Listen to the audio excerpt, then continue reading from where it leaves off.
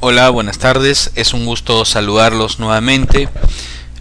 Soy el doctor Russell Paira Samán y en esta presentación vamos a dar por término todo lo relacionado con las partes o conceptos más importantes de la bioquímica de los lípidos o bioquímica de las grasas relacionados con el ejercicio físico.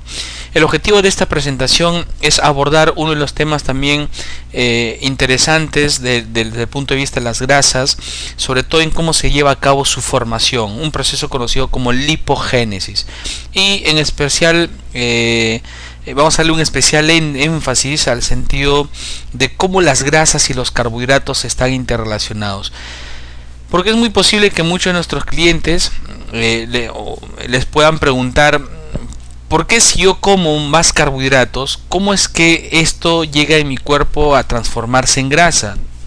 Usualmente la gente o los pacientes, nuestros clientes, nos preguntan: pero no sé por qué subo de grasa si no como grasa, no como frituras, no como estos fast food, ¿por qué tengo grasa?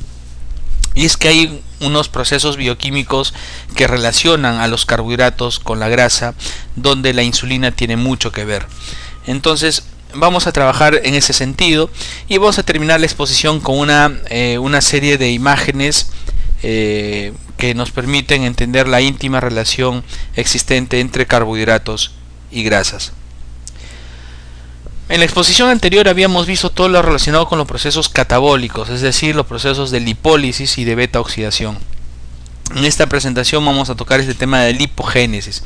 La lipogénesis no es otra cosa más que la formación de grasas y cómo se almacenan en nuestro cuerpo.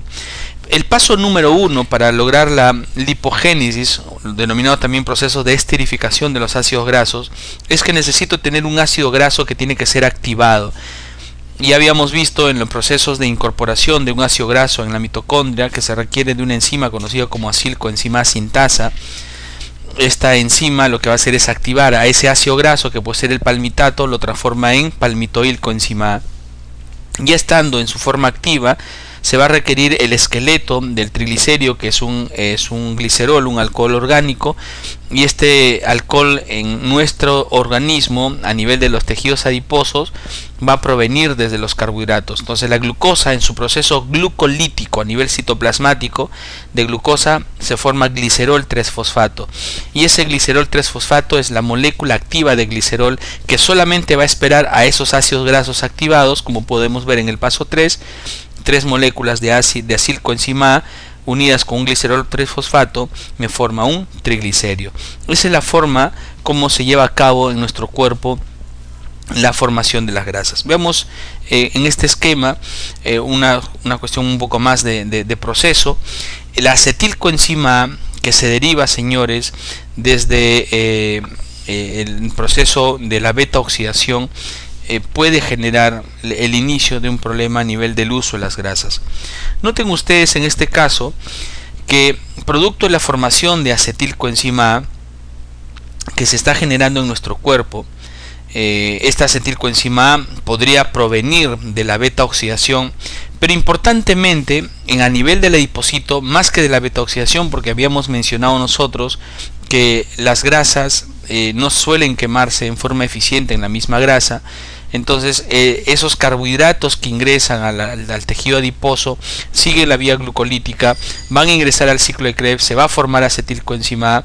Parte de esta acetilcoenzima A va a ser utilizada para formar acetilcoenzima A carboxilasa, utilizado por la enzima acetilcoenzima A carboxilasa que ustedes pueden ver en pantalla, y van a formarse malonilcoenzima A. Esta malonilcoenzima A es el inicio para la síntesis de ácidos grasos. Entonces, una vez que yo ya di el paso para formar malonilcoenzima A, esta malonilcoenzima A sigue una serie de procesos para que finalmente se llegue a sintetizar un ácido graso. Y si yo tengo un ácido graso que lo junto con glicerol, voy a formar un triglicérido. Pero el tema no solamente queda ahí, porque para que haya una lipogénesis neta yo tengo que inhibir de alguna otra manera las vías lipolíticas o beta oxidativas. Entonces noten ustedes que la formación de la malonilcoenzima A genera una inhibición de la carnitina palmitoil transferasa 1. Y habíamos mencionado la importancia de la carnitina palmitoiltransferasa 1 en el proceso de incorporación de un ácido graso activo al interior de la mitocondria. Entonces, si tengo inhibida esta transferasa trascendental en el paso de los ácidos grasos al interior de la mitocondria, no va a haber un flujo de beta oxidación marcado, porque esta molécula, esta enzima está inhibida. Entonces va a haber un efecto neto hacia la formación de los triglicéridos con una disminución de la beta oxidación. En resumidas cuentas, gana el proceso de acumulación de grasa versus lo que yo estaría perdiendo por la vía beta oxidativa. En esta imagen vamos a poder hablar un poquito más de cómo se da este proceso. Cuando una persona tiene una costumbre, un hábito día a día de alimentarse con altas ingestas de carbohidratos, en un sentido de bajo entrenamiento físico, una persona que tiene ya un problema de sobrepeso, obesidad, y sigue comiendo de una manera inadecuada, luego de estos alimentos hemos considerado que hay un aumento de las concentraciones de glucosa en sangre, es decir, hay un estado de hiperglicemia. Ese estado de hiperglicemia que ustedes pueden ver en la parte superior, que estoy marcándolo con el cursor, es un estímulo para que desde el páncreas se libere insulina. Entonces, como esta persona no hace ejercicio, ya tiene un problema con su peso, sus reservas de carbohidratos se llenan rápidamente, porque un músculo que no es trabajado no necesita gran demanda de carbohidratos. Vale decir, ya tengo prácticamente conservadas mis reservas de carbohidratos. Entonces ese exceso de carbohidratos no se elimina. Ese es el problema, se almacena. Entonces la insulina, que es liberada en gran cantidad en posiblemente ya un contexto de resistencia a la insulina, lo que va a generar es que esta glucosa ingrese en el tejido adiposo y inmediatamente siga todo el proceso de glucólisis. Noten ustedes que una vez que la glucosa ingresa, habíamos dicho que la exoquinasa la transforma en glucosa 6-fosfato, y esta vía glucolítica va a terminar en la formación de acetilcoenzima A, y la acetilcoenzima A habíamos mencionado que se forma en el interior de la mitocondria, puede salir de la mitocondria al citoplasma por medio de otro mecanismo con la formación de citrato, que básicamente es una ruta metabólica alterna, pero lo importante es que producto de la vía glucolítica, mi cuerpo a nivel del tejido adiposo va a formar acetilcoenzima A. Entonces, como tengo gran cantidad de carbohidratos productos de la alimentación, hay una avalancha de glucosa ingresando a las células adiposas, por lo tanto habrá una avalancha de formación de procesos glucolíticos, y a nivel de la mitocondria habrá una avalancha de formación de acetilcoenzima A. Y como la célula grasa, su función más importante, aparte de ser una célula endocrina, tiene una función de almacenaje, entonces parte de esa acetilcoenzima A que se está formando y que ustedes lo pueden estar viendo acá en la pantalla, esta acetilcoenzima A sale de la mitocondria y va a ser utilizada para generar un ácido graso, que lo tengo acá.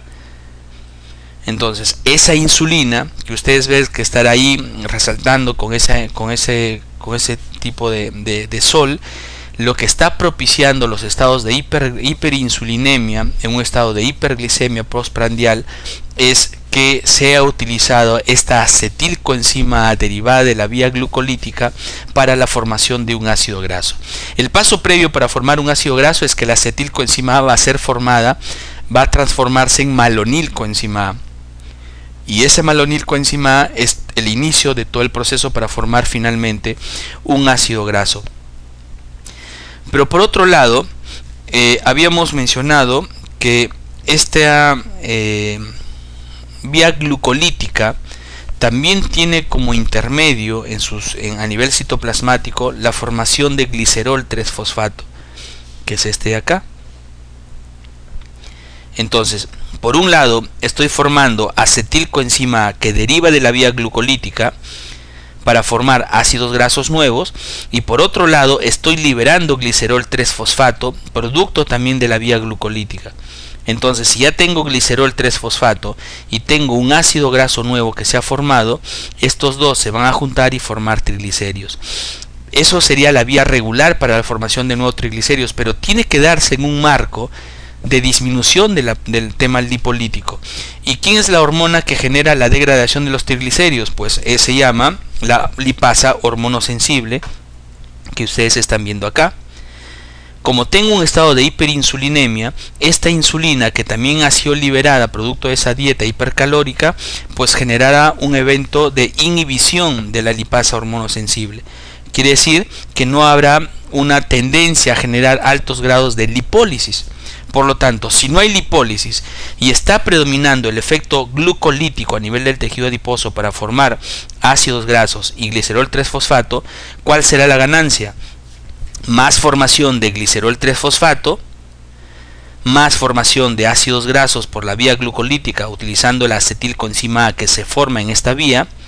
Por lo tanto, si tengo varias formaciones de ácidos grasos activos con glicerol 3-fosfato, pues se dará una alta acumulación de triglicéridos. Y esa es la explicación para entender cómo, sin la necesidad de comer altas cantidades de grasas, frituras, fast food, etc., la dieta hipercalórica rica en carbohidratos tiene una vía bioquímica ya demostrada de interrelación con la acumulación de grasa, como ustedes pueden estar viendo acá. Entonces, como estoy acumulando grasa y la insulina disminuye la actividad de la lipasa hormonosensible, la lipólisis disminuye. Efecto neto, acúmulo de grasa. Eso es lo que sucede en cuanto a la interacción que existe entre las grasas y los carbohidratos. ¿Sí? Por eso que los carbohidratos son buenos, es parte de una alimentación balanceada. Es más, para un deportista es trascendental consumir grandes cantidades de carbohidratos, obviamente controlados, porque es un insumo importante para la producción de energía. Pero para la mayoría de personas que buscan una asesoría nutricional o de entrenamiento físico para poder bajar peso, bajar grasa, el problema muchas veces pasa por una alimentación rica en carbohidratos. Y estamos encontrando la explicación para entender cómo ese exceso de carbohidratos puede llegar a transformarse en grasa y almacenarse en el tejido adiposo para generar ese efecto conocido como lipogénesis, donde la insulina es la hormona que induce todos estos mecanismos, induce o estimula la vía glucolítica a nivel del adipocito para formar ácidos grasos nuevos y glicerol 3-fosfato y formar más triglicéridos en un contexto de disminución de lipólisis. Este es un gráfico que nos permite analizar en forma resumida de interacción todo lo relacionado con las grasas y los carbohidratos. Por ejemplo, cuando nosotros analizamos estas vías, nos damos cuenta de que la glucosa que está en la sangre e ingresa ya a nivel de la célula misma, nos damos cuenta cómo esta glucosa va a seguir toda la vía glucolítica y parte de esa vía glucolítica va a generar la formación de acetilcoenzima A. Esta acetilcoenzima A puede generar el inicio de malonilcoenzima A, la cual ya sabemos puede transformar un estado de inhibición de la carnitina palmitoiltransferasa 1. Entonces estos ácidos grasos que estaban llegando desde el tejido celular subcutáneo no ingresarán a la mitocondria para ser oxidados, porque hay un efecto de inhibición. Miren que la insulina es un estimulante de esta enzima que genera la transformación de la acetilcoenzima A en malonilcoenzima A, que es la acetilcoenzima carboxilasa. Perdón. Y el glucagón es una hormona contrarreguladora que genera la inhibición de esta hormona, de esta enzima. Por lo tanto, no habrá formación neta de malonilcoenzima A. Por otro lado, los ácidos grasos que pueden estar llegando desde el tejido celular subcutáneo van a ser activados a nivel citoplasmático para poder ingresar por la vía de la carnitina palmitoiltransferasa 1 y ser oxidados o formar cuerpos cetónicos. Pero esto va a estar directamente relacionado con la relación, valga la redundancia, entre el exceso de carbohidratos por la vía alimenticia y las demandas energéticas. Entonces todo el tiempo hay una interacción entre carbohidratos y grasas. Si estoy en un estado de entrenamiento físico, lo que va a predominar es esto. Y cuando estoy en un estado post-entrenamiento, post-alimentación, si no controlo apropiadamente las cargas de alimentación en un contexto de poca actividad física, pues predominará esto. Muy bien, Entendida esa relación directa desde el punto de vista bioquímico entre la formación de grasas a través de las vías glucolíticas comandadas por insulina, desde el punto de vista del entrenamiento físico hay que considerar dos situaciones. Estado anabólico, en el cual se liberan algunas hormonas como la insulina, que tiene un efecto anabólico importante. Ya sabemos que su efecto anabólico va a estar dirigido a la formación de glucógeno por estimulación de la glucógeno sintetasa, formación de lipogénesis por estimulación de la vía glucolítica a nivel del tejido adiposo y estimulación de la acetilcoenzima carboxilasa para formar malonilcoenzima, tal como lo habíamos visto en el cuadro anterior, que estoy mostrándolos nuevamente. No tenga insulina. Entonces, en procesos anabólicos comanda la insulina y otras hormonas más. Pero ¿por qué toco solamente la insulina? Porque la insulina está relacionada con ambas, tanto con la parte de carbohidratos como por la parte de las grasas. Y vamos a relacionar esta insulina con un estado catabólico en el cual comanda el glucagón. Y el glucagón, habíamos conversado que es una hormona que estimula a la formación de AMP cíclico para estimular fosforilasa, es decir, degradar glucógeno. El glucagón también es importante para el efecto de lipólisis porque estimula la lipasa hormonosensible. Entonces ustedes se están dando cuenta que tienen funciones inversamente relacionadas. Mientras una tiene un efecto anabólico, la otra tiene un efecto catabólico. Entonces, en esta imagen vamos a analizar. Y ustedes mismos deben ir respondiéndose haciendo un análisis breve en base a todo lo que hemos conversado, ¿sí? Entender de que cuando existe un proceso anabólico, qué tipo de circunstancias bioquímicas se están dando. Si es un proceso anabólico, estoy formando, almacenando, y qué hormonas están siendo las más importantes. Y si estoy en un estado catabólico como el ejercicio físico, qué sustratos se pueden estar formando o degradando, para formar ATP, y cuáles son las hormonas más importantes que se ponen en juego durante ese proceso. En esta imagen, en este cuadro, vamos a tener una relación entre insulina y glucagón, ¿sí? A lo cual los he denominado los enemigos íntimos porque tienen funciones diferentes. Vamos en el lado izquierdo a analizar un estado predominantemente anabólico, como por ejemplo en una persona que come grandes cantidades de carbohidratos, que digamos no está entrenando o de repente entrenó y ahora ha ingerido sus alimentos. Entonces vamos a analizar qué cosa es lo que sucede en ese momento. Entonces acá me señalan un ratio, es una relación donde hay una gran cantidad de insulina versus una cantidad de glucagón bajo. Por eso que predomina el efecto anabólico. Recuerden que la insulina es una hormona anabólica. Y en el otro lado tenemos un estado catabólico, como durante el ejercicio, donde las concentraciones de insulina disminuyen para favorecer la aparición de grandes concentraciones de glucagón. Muy bien. La pregunta número 1 sería para el lado izquierdo. En un estado anabólico donde hay una mayor proporción de insulina versus a glucagón, ¿cómo estará la síntesis de glucógeno a nivel hepático y a nivel muscular? Póngase en el asunto de que usted terminó de entrenar un ejercicio de hipertrofia, por ejemplo. ¿Sus reservas de carbohidratos habrán sido disminuidas durante el ejercicio? Sí, han disminuido las reservas de carbohidratos. Entonces usted va a su casa y toma sus alimentos, pastas, papas, lo que haya planificado, y usted tiene una carga importante de carbohidratos. Esos carbohidratos que usted está ingiriendo ingresarán al torrente sanguíneo en forma de glucosa, y la glucosa aumentada generará la liberación de insulina desde el páncreas.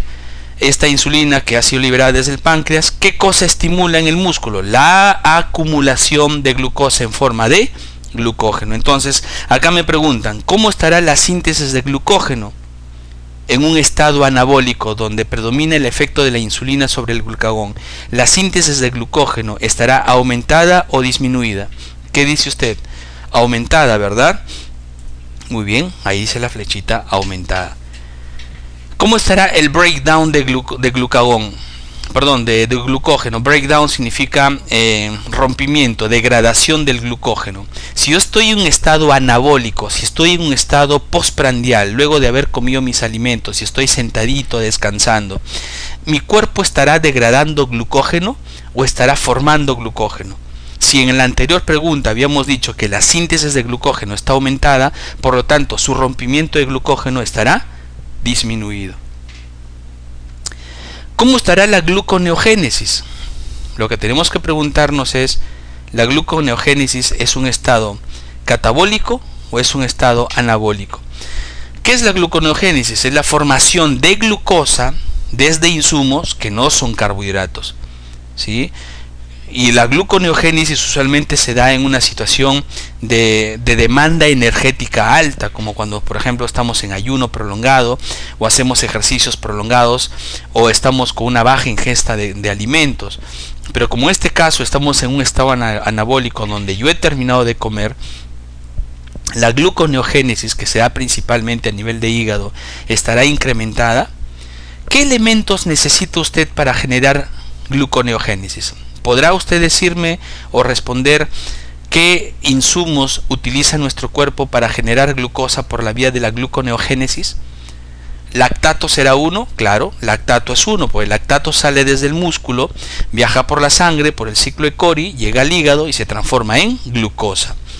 Cuando usted está liberando cortisol en grandes cantidades, el cortisol degrada la masa muscular y libera alanina. La alanina es un aminoácido. Y la alanina viaja por la sangre, llega al hígado y forma glucosa. Entonces dése cuenta que existe un estado catabólico para poder generar eventos de gluconeogénesis. Por lo tanto, en esta izquierda de la imagen, cuando me dicen que estoy en un estado anabólico post alimentación, ¿la gluconeogénesis estará aumentada o estará disminuida?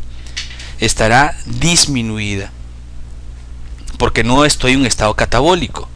¿Sí? Siempre recuerden para gluconeogénesis dos sustancias: lactato, que se genera por degradación del glucógeno y solamente se libera durante ejercicios intensos, pero ahorita yo ya estoy echadito, estoy sentado, entonces no estoy liberando gran cantidad de lactato a la sangre.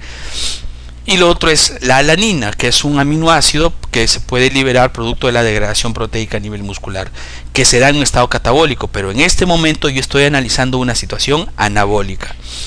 Cuarta pregunta: ¿la síntesis de ácidos grasos y triglicéridos a nivel de hepatocitos y tejido adiposo estará aumentado o disminuido? ¿Qué dice usted? ¿Estaré formando algo habrá un incremento en la síntesis de ácidos grasos y triglicéridos a nivel de tejido adiposo? Aunque no se vaya a formar gran cantidad, la consecuencia de tomar una dieta hipercalórica o tomar los alimentos luego de haber hecho un buen entrenamiento siempre va a conllevar la formación de triglicéridos. Siempre en bioenergética, acuérdense ustedes, se habla de predominancia. Si bien es cierto, esa cantidad de carbohidratos importantes la estoy convirtiendo en glucógeno a nivel muscular, algo de ese carbohidrato entrará al adipocito y se acumulará como grasa. Ya habíamos visto en imágenes anteriores que la insulina, que predomina en un estado de alimentación, luego de la alimentación hay una liberación de insulina. La insulina lo que promueve es el ingreso de glucosa a todas las células, y una de esas células es el tejido adiposo. Y en el tejido adiposo la insulina puede generar un efecto glucolítico para formación de nuevos ácidos grasos y de glicerol 3-fosfato para la formación de un nuevo triglicérido. Entonces, en un estado anabólico es factible que una persona acumule grasa, y esta acumulación de grasa va a ser mucho más marcada en una persona no entrenada, que come mal y obviamente no hace ejercicio. Entonces la formación de grasas y triglicéridos sí está aumentado en un estado anabólico. Quinta pregunta: ¿cómo estará la síntesis de proteínas musculares en un estado anabólico post alimentación o post entrenamiento? ¿Estará aumentada o disminuida? Estará aumentada, ¿cierto? Usted comió sus proteínas con sus carbohidratos, entonces luego de un buen entrenamiento, un buen batido de proteínas con carbohidratos me permite darle el insumo necesario a mi músculo para que pueda formar nueva síntesis de proteínas. Entonces estará aumentado. La lipogénesis y la formación de triglicéridos. ¿Cómo estará esto? Habrá formación de grasas y triglicéridos en nuestro cuerpo, ya lo habíamos mencionado anteriormente. Es factible que haya un incremento en la formación de triglicéridos y procesos lipogénicos, dado que estamos en un estado de hiperglicemia producto de la alimentación. ¿Cómo estará la lipólisis? ¿Qué habíamos dicho del estado lipolítico? La lipólisis se genera por activación de la lipasa hormonosensible. Como recién he terminado de comer o estoy en un estado de hiperglicemia producto de la alimentación, las concentraciones de insulina están altas y la insulina es un inhibidor de la lipasa hormonosensible. Y si yo inhibo la lipasa hormonosensible, ¿habrá lipólisis? No hay lipólisis, está disminuido. ¿Habrá oxidación de ácidos grasos? Pregunta importante, ¿se acuerdan de ese ciclo que hice de las ensaladas? Si usted quiere comer una ensalada, primero tiene que picarla, ¿sí? Entonces, si usted quiere quemar grasa, ¿qué es lo que tiene que hacer primero? Lipólisis. Y una vez que ha hecho lipólisis, esa grasa debe viajar por la sangre y entrar a la célula muscular para poder ser oxidada a nivel de la mitocondria. ¿Qué hormonas conoce usted que son lipolíticas? Adrenalina, glucagón, cortisol, hormona del crecimiento, son lipolíticas. Y en un estado post alimentación, cuando usted está descansando, que está en un proceso anabólico, ¿estará generando mayor efecto lipolítico? No, porque esas hormonas que son lipolíticas están disminuidas. Al contrario, lo que está incrementado es la insulina, y la insulina es un inhibidor de la hormona de la lipasa hormonosensible. ¿Y por qué se ha elevado la insulina? Porque usted recién ha terminado de comer. Ese es un estado anabólico post alimentación o post esfuerzo. Entonces la oxidación de ácidos grasos estará disminuida. La formación de cuerpos cetónicos, ¿cómo estará en un estado anabólico? ¿Qué requiere usted para formar cuerpos cetónicos? Que haya un estado de liberación de ácidos grasos, o sea, tiene que haber lipólisis. Y esos ácidos grasos que han sido liberados a la sangre tienen que llegar al hígado. Y una vez que llegan al hígado, el hígado se encarga de fabricar los cuerpos cetónicos y liberarlos a la sangre para que puedan ser utilizados como un agente energético. Pero esto se va a dar solamente en situaciones de alta demanda energética, de entrenamiento prolongado, sin un buen estado de alimentación o en otros estados patológicos. Entonces, como la lipólisis está disminuida porque hay un gran incremento de insulina post-alimentación, entonces no habrá un efecto lipolítico marcado, no habrá cuerpos ácidos grasos que lleguen al hígado en gran proporción, por lo tanto el hígado no fabricará gran cantidad de cuerpos cetónicos. Entonces la formación de cuerpos cetónicos estará disminuida. Proteólisis muscular, es decir, degradación de masa muscular, degradación de proteína muscular. Si estoy en un estado anabólico, ¿habrá esa liberación de hormonas como el cortisol que son degradadores de masa muscular? No, porque ya terminé de comer, ¿sí? Estoy en un estado de descanso, de reposo, por lo tanto la proteólisis muscular o degradación muscular en un estado anabólico está importantemente disminuida. Eso es lo que sucede usualmente en las situaciones anabólicas, en la relación de insulina con hormonas contrarreguladoras como el glucagón. Pero ahora nos vamos al estado catabólico, como lo que sucede usualmente durante el ejercicio en diferentes circunstancias. En una situación catabólica, ¿qué hormonas espera usted que se liberen? Que son catabólicas, y que ya lo habíamos visto en carbohidratos y hace poquito en la exposición de lípidos, de los procesos lipolíticos y beta oxidación. Se liberan hormonas que son lipolíticas como adrenalina, glucagón, cortisol, hormona del crecimiento, hormonas que son hiperglicemiantes y que degradan al glucógeno vía el efecto de la fosforilasa como adrenalina, glucagón. Entonces, en los estados como el ejercicio físico, que es un estado catabólico per se, las concentraciones de insulina bajan notoriamente y aumentan las hormonas que son catabólicas y propiciadoras de efectos a nivel muscular para generar la energía necesaria durante el movimiento. Entonces ahora tengo un estado catabólico y la pregunta es: la síntesis de glucógeno durante el ejercicio, porque tienen que ponerse en esa posición, un estado catabólico como el ejercicio físico me ayuda a entender las reacciones bioquímicas que se dan. Entonces, siendo el ejercicio físico un estado catabólico per se, ¿habrá síntesis de glucógeno durante el ejercicio? Cuando usted está entrenando, ¿está formando glucógeno o está utilizando glucógeno? Usted está degradando glucógeno, por lo tanto, la síntesis de glucógeno estará aumentada o disminuida en un estado catabólico. Estará disminuida. el breakdown de glucógeno, o sea, la degradación de glucógeno, ¿estará aumentada o estará disminuida? Si usted está haciendo ejercicio, está estimulando la actividad de la fosforilasa, que es la enzima importante para degradación del glucógeno. Como usted está en ejercicio, está utilizando glucógeno, por lo tanto, el rompimiento del glucógeno estará incrementado. ¿Cómo estará la gluconeogénesis? Imagínese que usted está haciendo un ejercicio ya de 3 horas y no ha desayunado apropiadamente. Entonces ya tiene 3 horas de entrenamiento. ¿Habrá gluconeogénesis? Claro que sí, porque se están liberando algunas sustancias como lactato, como alanina, que salen desde el músculo y viajan al hígado para formar glucosa, y de esa manera usted tenga el insumo necesario para poder seguir trabajando. Entonces, estos procesos catabólicos que me propician la gluconeogénesis, ¿estarán incrementadas durante el ejercicio físico en un estado catabólico? Sí. ¿Qué más tenemos? Durante el ejercicio físico, ¿usted estará sintetizando grasas o estará catabolizando grasas? Estoy catabolizando grasas. ¿Y cómo sé que estoy catabolizando grasas? Porque durante el ejercicio físico se liberan hormonas que son lipolíticas, como cuáles: adrenalina, glucagón, hormona del crecimiento. Entonces, la síntesis de triglicéridos y ácidos grasos está disminuida. ¿Cómo estará la síntesis de proteína muscular? ¿Durante el ejercicio estaré formando proteínas o tengo el riesgo de consumir proteínas producto del ejercicio físico cuando lo hago a una intensidad no adecuada? Pues la síntesis de proteína muscular en un estado catabólico está disminuida. Formación de lipogénesis y de triglicéridos. Durante el ejercicio físico estaré formando grasas. ¿Quién es la hormona que me genera mayor formación de grasa? ¿La insulina o la adrenalina? La insulina. La insulina es lipogénica y en un estado catabólico predominan las hormonas catabólicas. Entonces quiere decir que la insulina está disminuida, y como la insulina está disminuida, no estaré formando lipogénesis ni triglicéridos. Quiere decir que esta situación está disminuida. Lipólisis. Yo creo que ahora sí lo pueden responder sin mayor problema.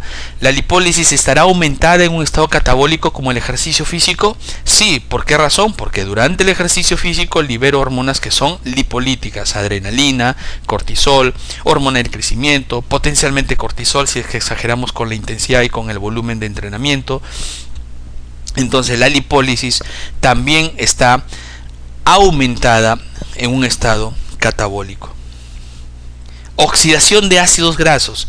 Si estamos diciendo que para oxidar grasas primero tengo que hacer lipólisis, y acabamos de mencionar que las hormonas que son lipolíticas se estimulan en gran proporción durante el ejercicio físico, entonces hay un efecto lipolítico marcado. Y si hay un efecto lipolítico marcado, yo pregunto, ¿habrá mayor posibilidad de quemar grasas si es que la persona está acondicionada para ello? Sí. Habrá una chance de poder oxidar grasas, por lo tanto, durante el ejercicio físico habrá un aumento de la oxidación de las grasas en comparación al reposo. Por lo tanto, la oxidación de ácidos grasos está incrementado. ¿Habrá formación de cuerpos cetónicos durante el ejercicio físico? ¿Qué dicen ustedes? Imagínense una situación que están haciendo ejercicio por 3 horas sin haber tomado desayuno. Entonces se libera una hormona como el cortisol y otras hormonas que son lipolíticas y que favorecen la llegada de ácidos grasos al hígado. Y el hígado comienza a generar betaoxidación en forma acelerada para formar cuerpos cetónicos, de tal manera que esos cuerpos cetónicos puedan servir como algún insumo de energía a nivel muscular para sostener el ciclo de Krebs. Entonces ya estamos considerando que hay una alta posibilidad de formación de cuerpos cetónicos durante el ejercicio. Y por último, ¿habrá posibilidades de hacer proteólisis muscular? O sea, ¿hay una posibilidad de que durante el ejercicio, un estado catabólico, haya un incremento de la degradación de masa muscular? Sí, a diferencia del estado anabólico.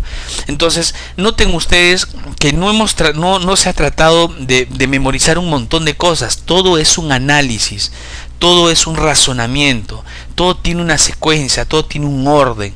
Y por eso que insisto mucho en el tema relacionado de que ustedes puedan entender, comprender más que memorizar estos procesos bioquímicos que en todo momento se ponen en juego durante el ejercicio físico.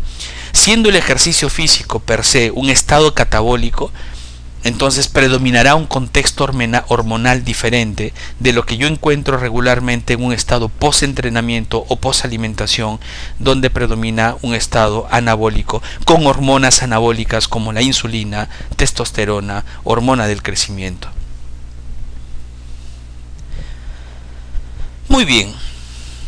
Una vez entendido cómo se relacionan carbohidratos y grasas durante el entrenamiento, el ejercicio físico tiene una variable importante que ya lo tocaremos en los tópicos de metodología del entrenamiento.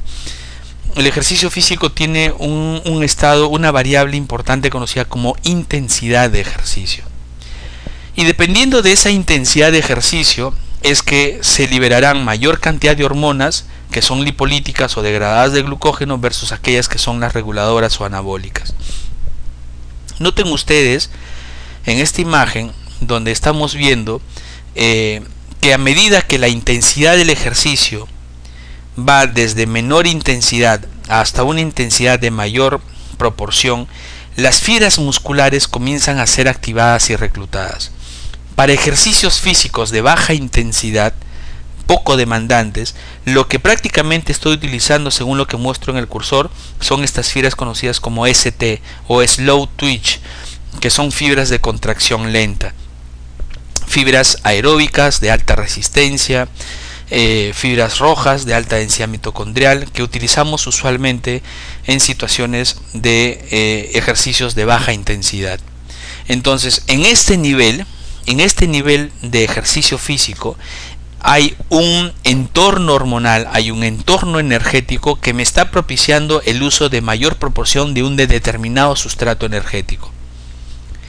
Mientras que si yo me voy hacia la derecha y hago un ejercicio más intenso, como por ejemplo un sprint, potencia muscular, hipertrofia muscular, ejercicios netamente anaeróbicos, pues aparecerán fibras musculares cada vez más especializadas en esos detalles de ejercicios, como las fibras musculares tipo 2.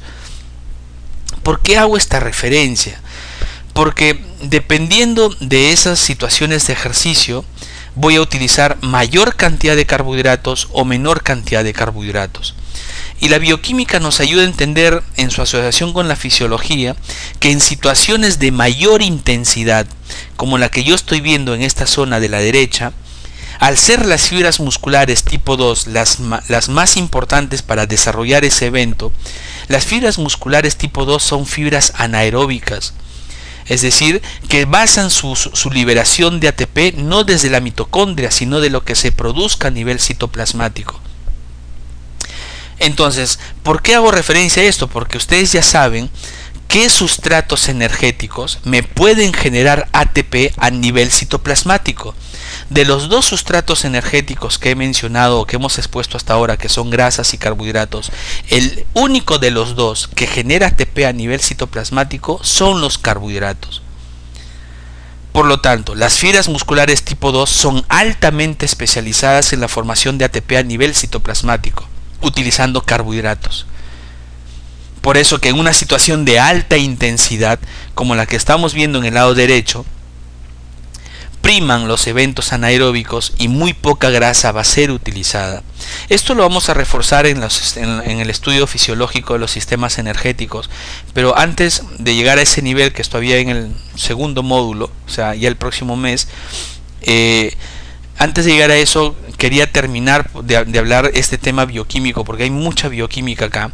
Y mientras tanto, en las situaciones de baja intensidad, que son las fibras musculares tipo 1, las fibras musculares tipo 1 son fibras aeróbicas, son fibras que basan su sistema energético en la producción de ATP a nivel mitocondrial. Por lo tanto, yo pregunto, ¿qué sustratos energéticos me pueden permitir producir ATP desde la mitocondria? Carbohidratos y grasas. Entonces, como estoy en bioquímica de las grasas, entenderé que dependiendo de la metodología e intensidad de mi entrenamiento, yo estaré utilizando mayor cantidad de grasas o menor cantidad de grasas, mayor cantidad de carbohidratos o menor cantidad de carbohidratos. Eso es la ventaja que tenemos nosotros como profesionales en este campo, todos quienes trabajamos en esta área, de poder manipular las vías energéticas a nuestro favor para lograr un objetivo con nuestro cliente. Pero solamente va a suceder eso si es que entendemos las bases de la fisiología y bioquímica aplicadas al ejercicio. Y yo estoy seguro que ustedes ya lo están haciendo.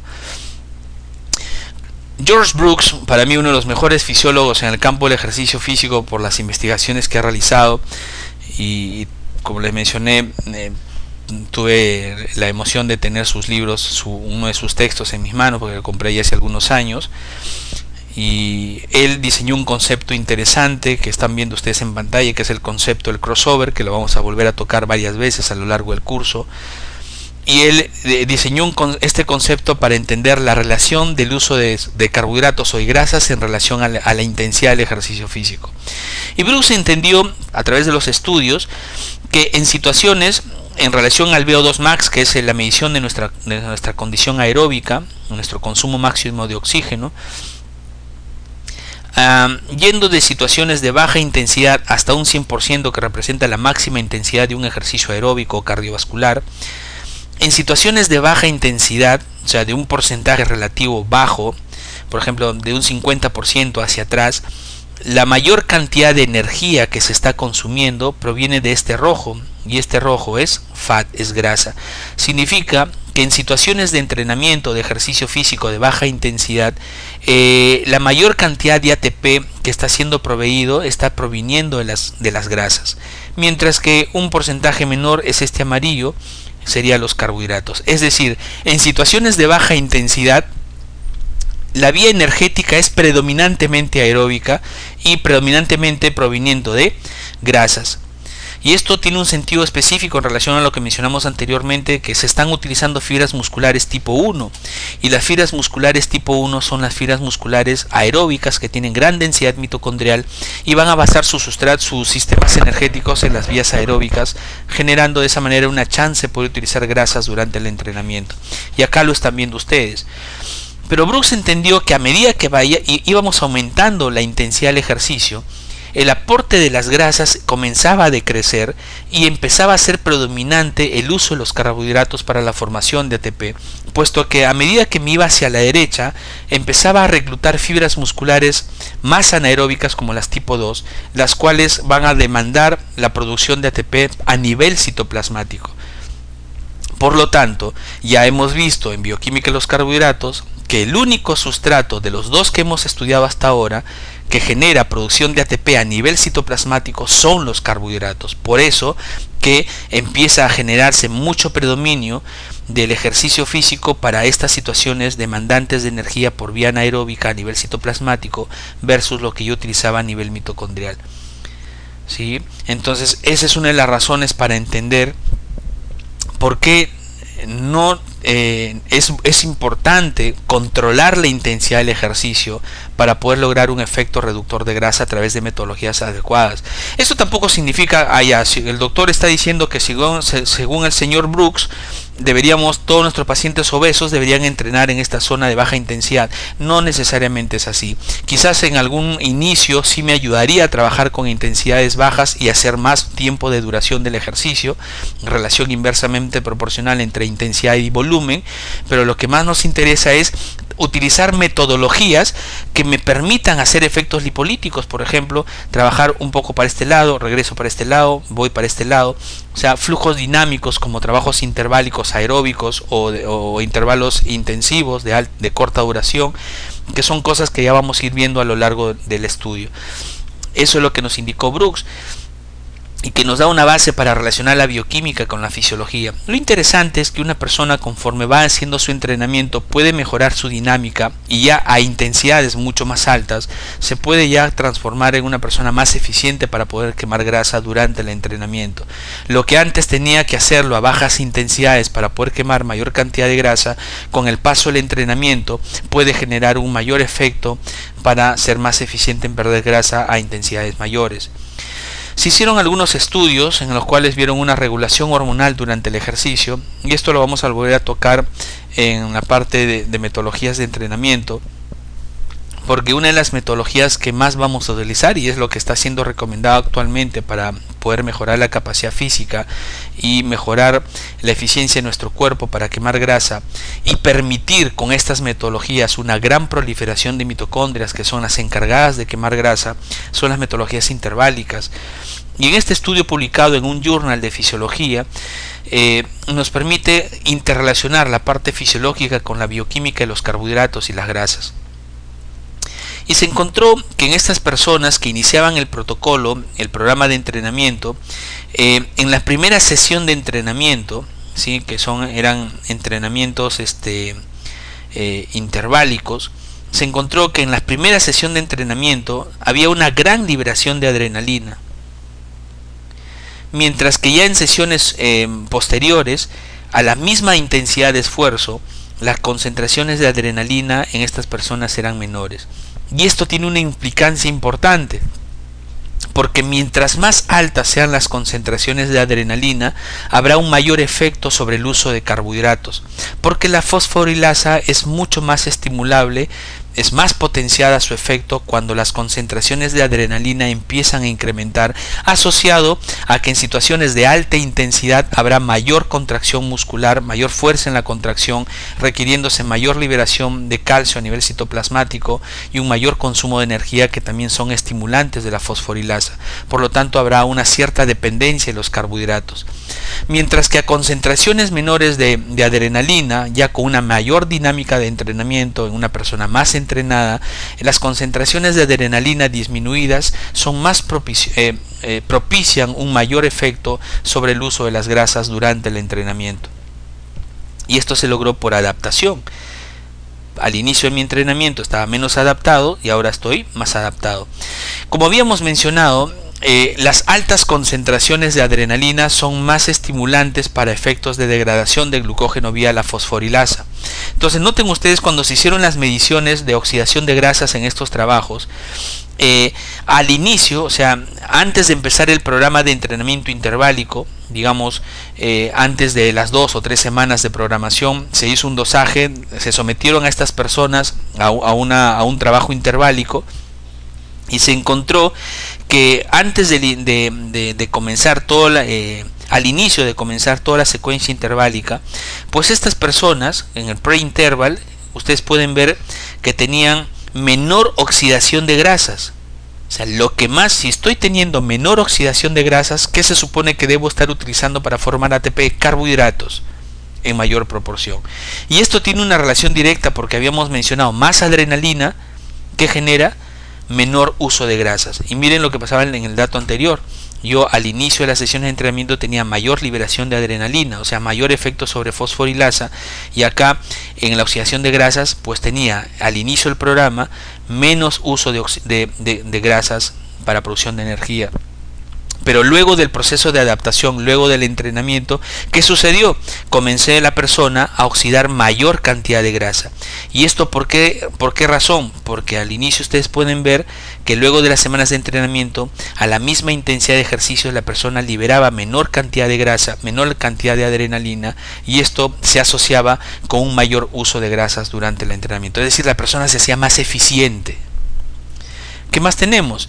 Como al inicio las personas que estaban en este programa de entrenamiento liberaban gran cantidad de adrenalina, producto del esfuerzo, utilizaban obviamente mayor cantidad de carbohidratos en las primeras semanas de entrenamiento. Pero por adaptación, luego del programa de entrenamiento, ya entrenaban y liberaban menor cantidad de adrenalina, por lo tanto utilizaban menor cantidad de carbohidratos durante su entrenamiento. La frecuencia cardíaca. ¿Sí? La frecuencia cardíaca también responde a las concentraciones de adrenalina. Entonces, si yo tenía picos elevados de adrenalina, obviamente la frecuencia cardíaca iba a ser mayor. Noten ustedes, al inicio de los programas tenía gran cantidad de liberación de adrenalina, por eso que mi frecuencia cardíaca incrementaba. Pero luego de la adaptación, luego del programa de entrenamiento, al tener menor concentraciones de adrenalina, mi corazón trabajaba con mayor eficiencia. Miren qué pasó al inicio del intervalo. Había mayor liberación adrenérgica, por lo tanto mayor efecto sobre fosforilasa para degradación de glucógeno y menor efecto lipolítico, pero luego de las sesiones interválicas se encontró que la liberación de adrenalina era menor, y eso lo vemos en esta curva, menor cantidad de adrenalina. ¿Qué pasó con el ácido láctico? Sabemos que el ácido láctico, el lactato, es un producto liberado en la vía glucolítica. Si yo estoy utilizando mayor cantidad de carbohidratos, pregunto, ¿habrá mayor formación de lactato? Sí, es obvio, porque es parte de la ruta metabólica. ¿Qué hormona liberaba mayor cantidad de uso de fosforilasa? La adrenalina. ¿Qué pasó en este estudio? En el inicio las personas tenían mayor liberación de adrenalina, mayor efecto sobre carbohidratos, mayor formación de lactato. Y eso lo pueden ver en la pantalla. La curva roja me indica que al inicio las personas, como usaban mayor cantidad de carbohidratos, tenían mayor liberación de lactato. Pero con el entrenamiento sus concentraciones de adrenalina disminuyeron, utilizaban menos cantidades de carbohidrato, por lo tanto ya no acumulaban tanto lactato, y eso lo pueden ver ustedes por adaptación. Muy bien, señores, con esto he dado por terminado las exposiciones relacionadas a bioquímica de los lípidos, terminando con esta última parte en una interrelación bastante estrecha que existe entre carbohidratos y grasas. Sí, espero haya sido de mucha ayuda estas presentaciones relacionadas a la bioquímica de las grasas, para poder tener más claridad en este asunto y poder dar información apropiada y entender por qué las metodologías de entrenamiento adecuadamente seleccionadas y sustentadas en situaciones fisiológicas y bioquímicas pueden ser de mucha utilidad para nosotros y así lograr un objetivo en particular. ¿Sí? Siempre insisto en que revisen estas exposiciones tantas veces como ustedes crean conveniente. Mientras más puedan revisarlas, estudiarlas, complementar con la información que tienen en PDF, podremos empezar a tener un poquito más de amplitud en la información, en los conocimientos, y esto le va a dar una solidez importante a nuestro trabajo en el día a día. Nuevamente, muchas gracias por su atención. Pueden hacer todas las preguntas que ustedes requieran a los correos electrónicos que ya saben pueden utilizar, y nos estaremos viendo en nuestra próxima presentación, ya ingresando a la bioquímica de las proteínas, una de las macromoléculas más importantes en el tema relacionado con el ejercicio. Gracias por su atención y los veo en la próxima presentación.